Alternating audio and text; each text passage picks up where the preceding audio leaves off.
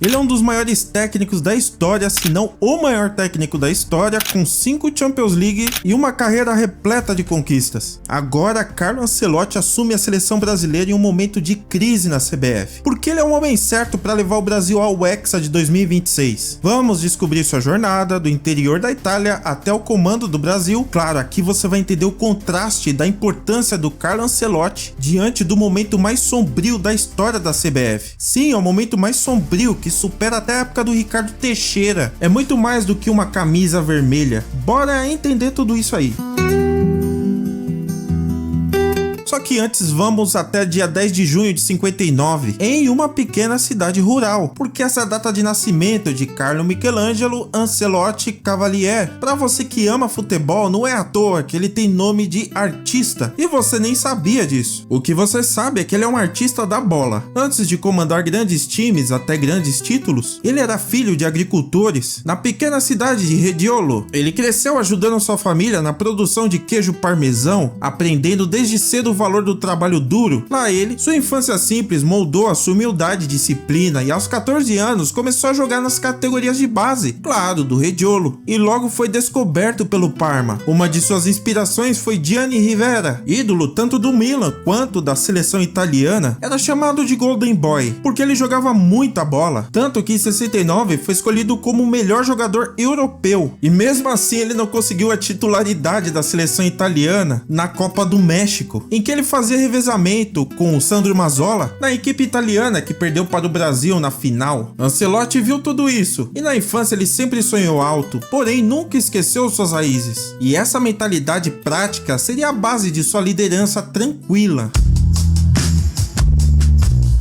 Ancelotti estreou no Parma em 76, só com 17 anos, mas foi na Roma que se tornou uma estrela. Fez parte do time lendário que conquistou um dos 3 títulos do campeonato italiano do clube. Pode ser que talvez seja a sua principal experiência como jogador ao lado de um brasileiro. Isso porque ele jogou junto com o Falcão, que é considerado o rei de Roma. Só por essa alcunha já dá para entender o nível. Carleto, como é também conhecido, teve problemas sérios no joelho, mas sua inteligência tática o levou para o Milan de Arrigo Sacchi, onde ao lado de estrelas como Maldini e Van Basten, o homem brilhou, conquistando 2 Champions League seguidas. Sacchi ele moldou sua visão de jogo, preparando para ser um dos maiores treinadores do mundo. Um detalhe que 87, um nome-chave para o nosso conteúdo, já era dono do Milan. Falo de Silvio Berlusconi. Nessa época, Arrigo Sacchi era considerado um dos, se não o maior treinador do mundo. Com certeza era o maior treinador da Europa, ao lado de Cruyff. Sendo assim, Ancelotti, claro, o trio holandês Gullit, Rijkaard e Van Basten tinha uma baita referência. Em 91, Sacchi foi para a seleção italiana e o Milan foi comandado por Fábio Capello. Mesmo assim, o clube italiano não parou de ganhar títulos, conquistando 3 Scudettos consecutivos no início da década de 90, sendo que o de 91-92 foi invicto. Na seleção italiana, Ancelotti disputou 26 jogos entre 81 e 87, incluindo a Copa do Mundo de 86. É que as lesões o impediram de brilhar ainda mais, mas ele ganhou muito conhecimento com a sua carreira de jogador. Tudo isso que a gente vê aí, como organização tática, pressão coletiva e principalmente gestão de vestiário, foi com base dessa sua carreira e de seus treinadores, como Arrigo Sacchi, como eu disse, e o sueco Linderoth, que fez parte do trio Grenouille, que brilhou no Milan nos anos 50. No final dos anos 70, ele foi técnico do Milan e campeão da Série A. Carlo aguentou jogar bola até os 33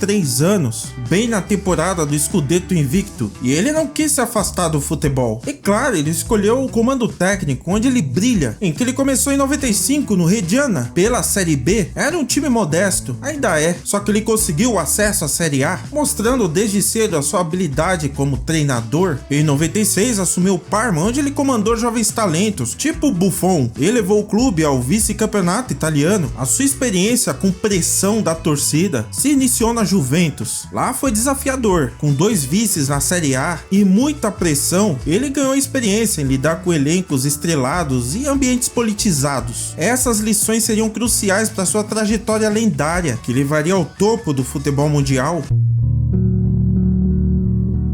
Se na Juventus a situação era blindar o vestiário por causa dos resultados, da fase ruim, coisas do futebol, no Milan a situação era outra. Questões políticas tinham muita interferência no Milan. Ou seja, se falamos de Milan mais política, igual a Silvio Berlusconi. Você já deve ter ouvido falar dele. Berlusconi foi por 3 vezes primeiro-ministro da Itália. Fundou um partido com ideias de centro-direita chamado Forza Italia. Em um desses períodos, o futebol italiano enfrentava o seu maior escândalo da história, o Calciopoli. Resumindo, manipulação de resultados, onde eram orquestrados por árbitros, claro, mas principalmente por diretores, principalmente da Juventus, mas também o Milan estava envolvido. E quem era o treinador do Milan na época? Isso mesmo, Carleto, que tinha a missão de blindar o elenco das interferências de Silvio Berlusconi e manter o foco para os campeonatos caseiros, mas principalmente a Champions League, a conquistando no ano de 2007, no olho do furacão do período do Calciopoli, pois foi na temporada que o Milan sofreu uma punição, começando a Série A com 8 pontos a menos, devido aos seus envolvimentos com esse escândalo. Claro que Berlusconi teve o seu nome envolvido nesse problema no ano de 2006, porém o seu envolvimento não foi de forma direta. O grande problema estava em Adriano Galliani, ex-diretor, vice-presidente do Milan, braço direito de Berlusconi. Ele manteve comunicações inadequadas com oficiais de arbitragem, embora as evidências contra o Milan fossem menos graves do que em relação à Juventus, que foi o grande problema da época. As ações de Galliani refletiam a gestão do clube sob a liderança de Berlusconi, em que o chefão do Milan tinha o grande problema de ficar palpitando escalação, formação tática e até como o técnico tem que se comportar em relação aos seus jogadores dentro do vestiário. Ele entrava em Milanello, o centro de treinamento do Milan, e claro, isso fazia uma pressão danada no bastidor. Carlo Ancelotti conseguia lidar com isso. O detalhe é que na temporada 2005-2006 o Milan teve uma punição. Foi punido pois no final do campeonato perdeu 30 pontos, perdendo assim o título, ficando na 4ª posição do campeonato, vendo a Internazionale sendo campeã. Isso rebaixaria qualquer clube do Campeonato Brasileiro. E o detalhe é que se o Milan não tivesse envolvido nesse escândalo, ele ganharia o Scudetto, porque a Juventus, o grande estopim do problema, foi rebaixada para a Série B graças a Luciano Modi, o diretor da velha senhora. Até hoje é o maior escândalo da história do futebol. Até hoje. Mesmo assim, Carlo Ancelotti conquistava seus títulos. E outros tipos de pressão também nos trabalhos seguintes, naquela máfia que era o Chelsea, na centralização que até funciona do Real Madrid e na loucura que é o PSG, Carleto conseguiu conduzir o seu grupo em situações políticas complicadas. No Real Madrid, apesar de um problema ou outro com Florentino Pérez, até que era tranquilo, eram problemas mais do futebol, mas ele soube lidar muito bem, trabalhou com grandes estrelas e de modo geral, ele sempre gostou de trabalhar com brasileiros, principalmente no Milan, que nossos brasileiros brilharam demais, e principalmente ele, Ricardo Kaká.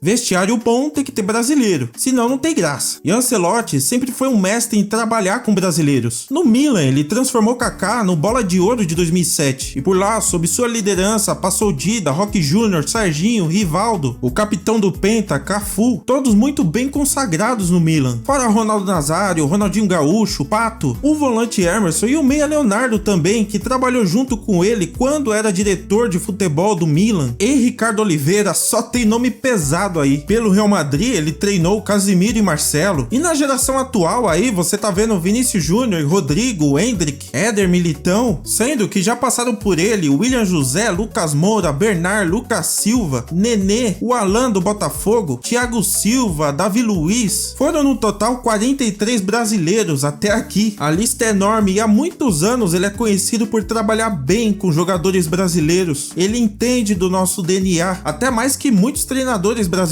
O seu estilo tático requer muita autonomia dos jogadores, o poder de decisão deles, que conhecemos aqui no país como improviso, o que não é novidade. Você sabe da onde nós aprendemos a tática no futebol? O treinador que organizou a tática no futebol brasileiro foi um húngaro. Isso mesmo, é a nossa mamãe esquecida no futebol. Eles nos ensinaram como a gente pode se organizar de maneira coletiva sem desvalorizar a nossa individualidade. Dori Kushner, nos anos 30, começou esse ensinamento, quando quando ele era técnico do Flamengo e do Botafogo. O seu auxiliar era Flávio Costa. Porém, o negócio foi nos anos 50, quando Bela Gutmann veio para o São Paulo Futebol Clube e o seu auxiliar era Vicente Feola. E aí, meus amigos, tática mais genialidade trouxe glórias. Tele Santana foi um mestre dessa evolução, porém o último grande treinador que conseguia fazer essa conciliação foi Vanderlei Luxemburgo. Após isso, só ladeira abaixo. Pode ser que Carletos seja a grande oportunidade para o ressurgimento de grandes técnicos no Brasil, mas ele também, como eu disse em todo vídeo aqui, é uma grande oportunidade para blindar o futebol na seleção, enquanto há um incêndio enorme na política e no futebol, e pode ser que estamos aí rodeando o maior escândalo da história do futebol mundial, não só brasileiro.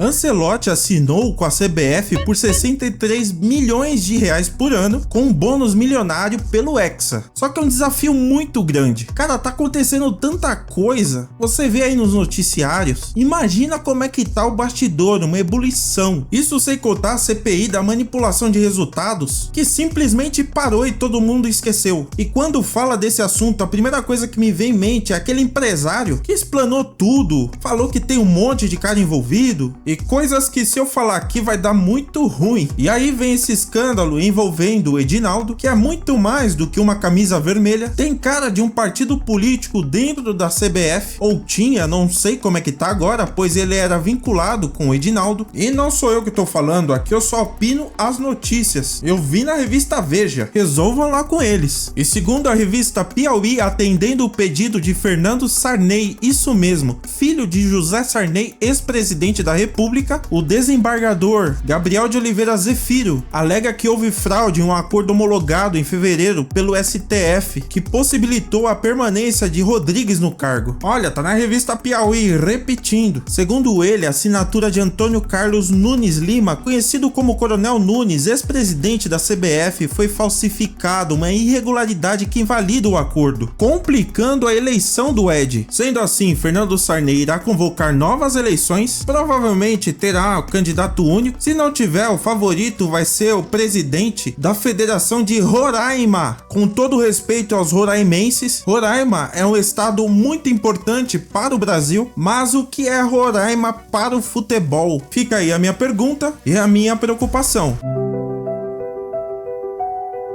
Se existe alguma esperança no Hexa é por causa desse senhor. Transformou clubes, é mestre em gestão de vestiário, trabalhou com grandes estrelas, conquistou grandes títulos e principalmente soube conduzir, blindar o campo em grandes crises. Carlo Ancelotti é o nome certo para esse momento que estamos passando no futebol e na política em geral. Agora você entende por que a habilidade de contenção de Carlo Ancelotti pode nos fazer voltar às glórias do passado. Mas em contraste, esses bombardeios são as causas principais do nosso atual momento sombrio. O grande problema do futebol brasileiro são as entranhas, que enquanto não forem resolvidas é só ladeira abaixo. Será que Ancelotti vai conseguir? Deixe sua opinião nos comentários, curta o vídeo, se inscreva no canal e ative o sininho para não perder nada sobre a nova era do Brasil com Ancelotti. Que Deus te abençoe, tamo junto.